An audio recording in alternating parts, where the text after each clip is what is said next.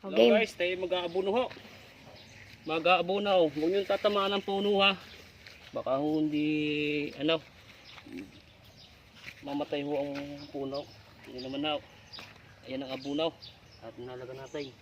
Para ho gumanda ang mais. Para yung mais na malakitan. Yung malagkit sa bunganga. Yung malagkit sa bunganga. Ayan, pag nilabo na yung sobrang sarap na rin. Kaya ho nilalagan ng abono para ho gumanda. Ayan. Yan. Grabe hong ganda naman ng sibol na ras. Ay. Yan naman. Kada tudling ho nilalag natin. Para ho gumanda. Ay yun naman. Sobrang damay ng lagay kong abono ah. Sakto lang naman ho rin.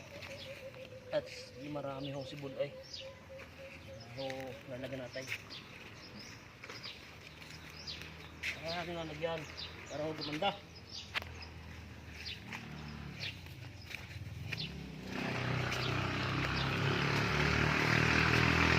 Ayan, inaw kung pwede na rin. Baka ay. Sana ay. Pero kanti-kunti lang. Paganda lang. Hindi pwede agad lagyan marami. Wala na, tapos na? Wala ah. Huli pala ako. Huli pala ako maglagay. Dalawa ako tudlik magdala eh. Ako isa-isa. Mabilis. Kaya ka na rin inaw. Hindi na siya dalawa. Ay, pa palang nag-aabunaw. Oo. Ay, sige. Ay, pupunta din sa kabila. Baka tatay nag-aabunaw tayo. Kasi pag na ito na inaw. Dalawa mag-aaboy. Tudlik na. Kaya nga. Labis mo pala, Ray.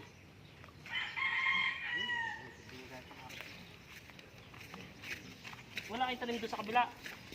Bila. Doon sa inyong lupa doon. Wala. Kasama. Oo. Sabi, tagay nga.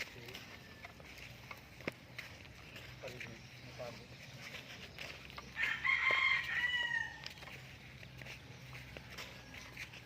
Sakto, Ray. Uulan na naman mamaya ay.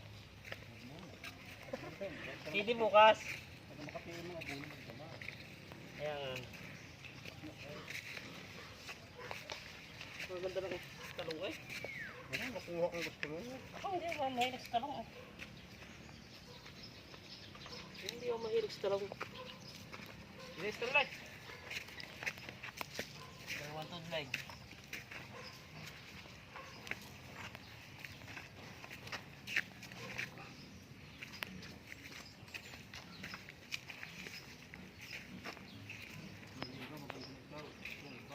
Ha?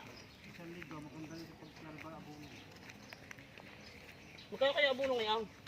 So, trial na. Ba, mahal din ah. Ito ba abono?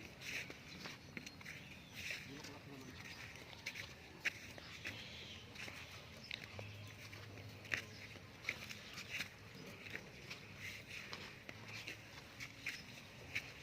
Arihat, patapos na. Patapos na pala. At kanina pala ako nag-aabono pa. Hinahuli ako.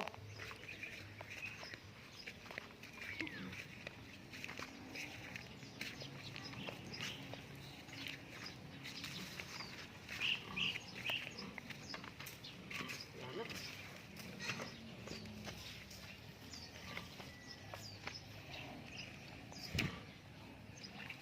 Goods, goods.